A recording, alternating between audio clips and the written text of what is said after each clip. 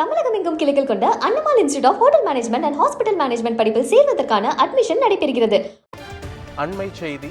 ஈரோடு, நாமக்கல், திருச்சி உள்ளிட்ட 7 மாவட்டங்களுக்கு புதிய பாமக நிர்வாகிகள் நியமிக்கப்பட்டுள்ளனர். இது தொடர்பான முழுமையான விவரங்களோடு எமது செய்தியாளர் கோகுல்ராஜ் இணைந்திருக்கிறார்.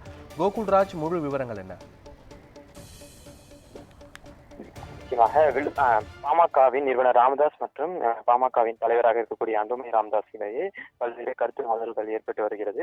இந்த நிலையில் கடந்த 3 நாட்களுக்கு முன்பு ஆடிட்டர் குருமூர்த்தி மற்றும் சைதை துரைசாமி ஆகிய இருவரும் சமாதான பேச்சுவார்த்தைக்காக அதன் பிறகு பாமக நிறுவனர் ராமதாஸ் சென்னைக்கு புறப்பட்டிருக்கின்றார். அப்போது பேசிய ராமதாஸ் கூடிய விரைவில் இதற்கு ஒரு சுமூக தீர்வு எட்டப்படும் என தெரிவித்தார்.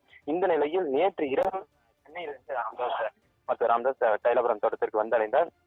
இன்று, அதாவது இந்த பிரச்சனைகள் முடிவடும் என்று எதிர்பார்த்த இந்த நிலையில் இன்று சுமார் 10 மாவட்டத்திற்கு, காலை தற்போது வரை 10 மாவட்டத்திற்கு மாவட்ட செயலாளர்கள் மற்றும் மாவட்ட தலைவர்கள் புதியதாக அறிவித்துள்ளார். அது மட்டுமல்லாமல் பாமகவில் சுமார் 16 அமைப்புகளை பாமக ராமதாஸ் தொடங்கியுள்ளார். இதில் மிக முக்கியமாக சமூக நீதி பேரவை என்ற ஒரு அமைப்பு.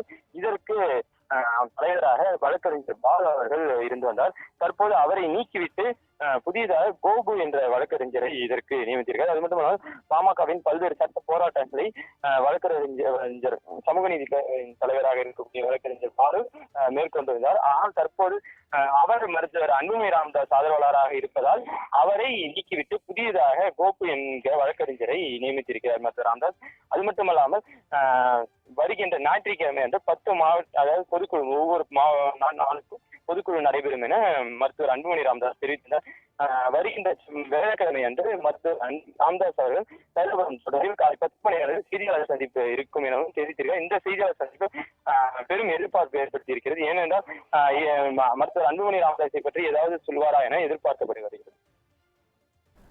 முழுமையான விவரங்களுக்கு நன்றி கோகுல்ராஜ்.